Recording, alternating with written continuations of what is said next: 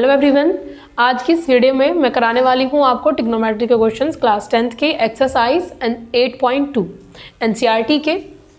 ठीक है, इसमें सबसे पहला क्वेश्चन है आपका first, sine 60 cos 30 plus cos 60 and sine 30। कुछ बच्चों की किताबें अपडेटेड होंगी, नहीं होंगी, उनमें भी आपके इसी तरह के क्वेश्चंस दिए हुए होंगे। तो आइए इसको सॉल्व करते हैं। साइन 60 की वैल्यू क्या होगी? साइन 60 की वैल्यू हमारी होती है √3/2। कोस 30 की वैल्यू क्या होती है हमारी? √3/2। कोस 60 की वैल्यू क्या होती है हमारी? 1/2। एंड साइन 60 की वैल्यू हमारी क्या होती है? √3/2। अब इनको सॉल्व करते हैं।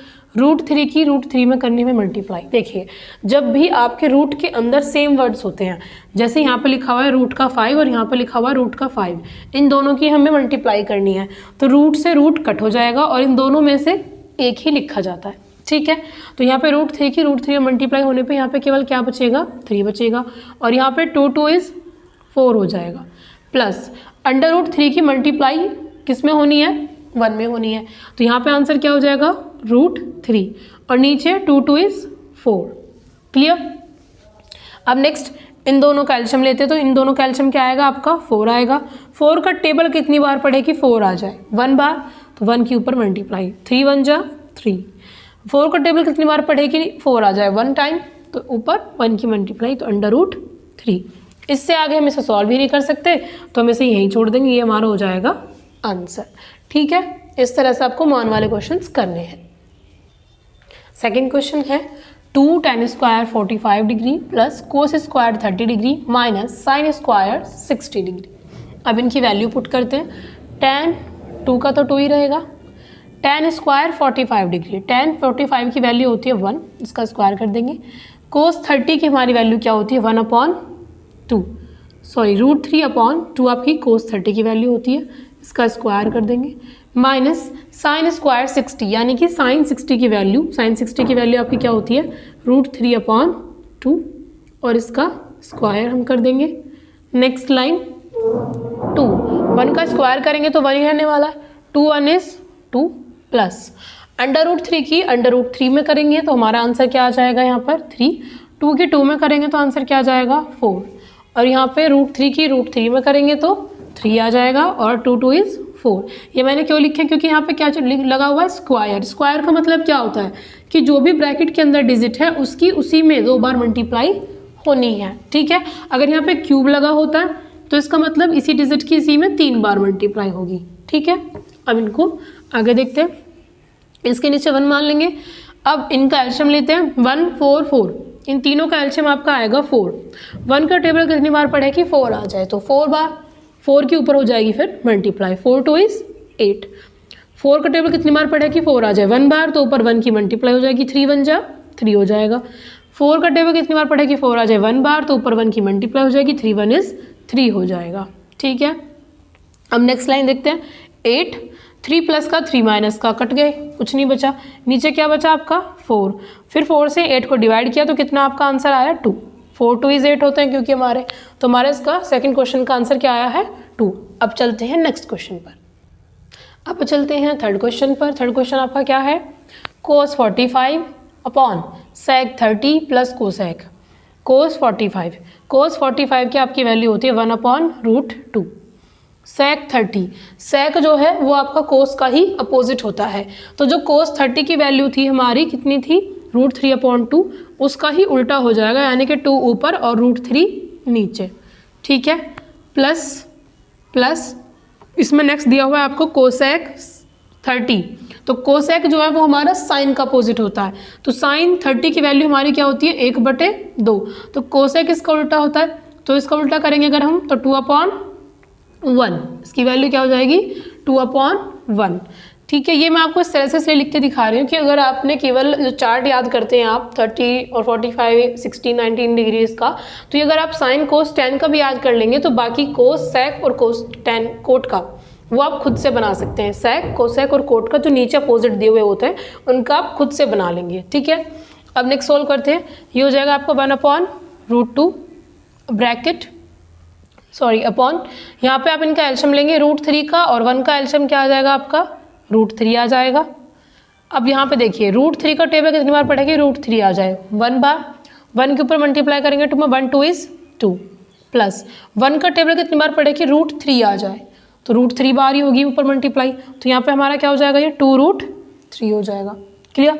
देखिए अगर आपको ऐसे समझ नहीं आ रहा आप ऐसे समझ सकते हैं, 1 की इधर मल्टीप्लाई, √3 की इधर मल्टीप्लाई, और नीचे इन दोनों की आपस में मल्टीप्लाई। अब इस क्वेश्चन को आगे देखते हैं। 1/√2 ऐसा कैसा ही रहेगा हमारा, अभी नीचे है आपका 2 + √3, 2√3 अपॉन √3, इसको भी हम ऐसा ही रखेंगे, अपॉन में √3 हमारा यहाँ पर आ जाएगा। अब इनकी क्या करनी है हमें, मल्टीप्लाई। जब कभी भी आपकी 4 चीज़ें इस तरह से आ जाए ऊपर नीचे अपॉन में, तो आपने क्या करना है, 2 की अंदर वालों की आपस में और सबसे ऊपर वाले की और नीचे वाले की आपस में।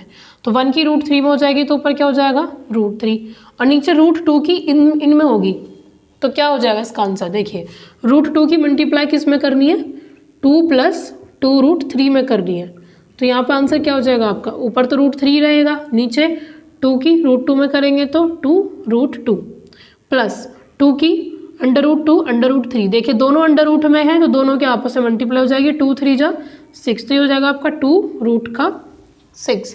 अब एक और चीज़ होती है हमारी मैथ्स में कि हम अपॉन में, डिनोमिनेटर में कभी भी हम अंडर रूट नहीं छोड़ते हैं, तो हमें क्या करना होता है, इसको फिर रैशनलाइज करना होता है। पहले हम इसमें देख लेते हैं कि जो इसमें डिजिट आ रही है आपकी नीचे, उसी का सेम चेंज करके हमें ऊपर नीचे मल्टीप्लाई करनी होती है। मतलब ये वाली प्लस में है तो हमें चीज जिससे मल्टीप्लाई करनी है वो हमें किस में लेनी पड़ेगी, माइनस में लेनी पड़ेगी। तो इसको हम माइनस में ले लेते हैं, माइनस में लेने पर अब करते हैं इनकी मल्टीप्लाई, √3 की फिर इसमें करनी है तो हो जाएगा 2√6, फिर √3 की इसमें करनी है तो हमारा क्या हो जाएगा 2√18 अपॉन में, फिर इसकी भी आपस में होगी। देखिए a + b a - b, तो पहले इसका स्क्वायर कर लेंगे हम, फिर इसका स्क्वायर कर लेंगे हम। अब देखते हैं नेक्स्ट पे, एक बार मैं यहीं पे देखती हूँ, 2√6 - 2√18 अपॉन में इसका स्क्वायर अगर आप करोगे तो 2 की 2 में होगी 4, और ये √2 है, एक बार ये भी आएगा, 4 2 इज 8 हो जाएगा, और यहाँ पे 6 की 6 में होगी तो 6 तो बाहर आ जाएगा, और 2 2 जा 4, तो 6 4 जा 24 आपका यहाँ पे बचेगा।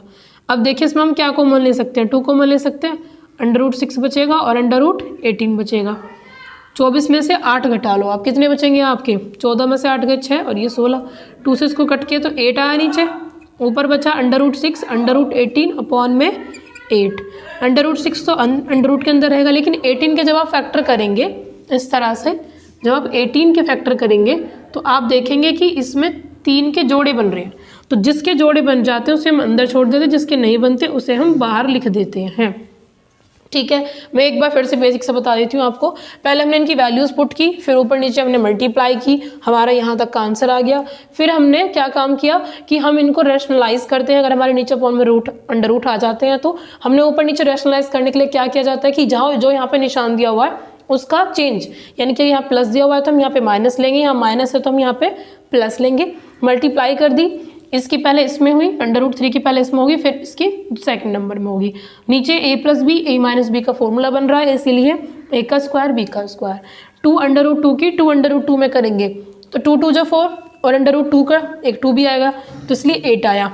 ऐसे ही 2 √6 की 2 √6 में करेंगे तो 2 2 जा 4, √6 में से 1 निकलेगा बाहर, तो इसलिए इसका आंसर क्या आया था हमारा 24। आपस में से माइनस घटा दिया इनको तो हमारा आंसर जो आया वो माइनस में आया था नीचे, इसमें भी हम क्या लगा देंगे माइनस। नीचे डिनोमिनेटर्स में हम माइनस भी नहीं छोड़ते हैं तो ये माइनस भी ऊपर चला जाएगा, तो √6 तो हो जाएगा माइनस का और ये हो जाएगा हमारा प्लस का। तो आप इसको लिख सकते हैं 3 √2 - √6 अपॉन में 8, क्योंकि आगे संख्या प्लस की लिखी जाती है। ठीक है, इसी तरह के क्वेश्चंस के साथ मिलते हैं नेक्स्ट वीडियो में ट्रिग्नोमेट्री के। अगर आपको इस क्वेश्चन में भी इन वीडियो में कुछ क्वेश्चन ऐसे रहे हों जो समझ ना आए हों 2-3 क्वेश्चंस में से, वो आप मुझसे कमेंट में पूछ सकते हैं। ठीक है, मिलते हैं इसी तरह से नेक्स्ट वीडियो में।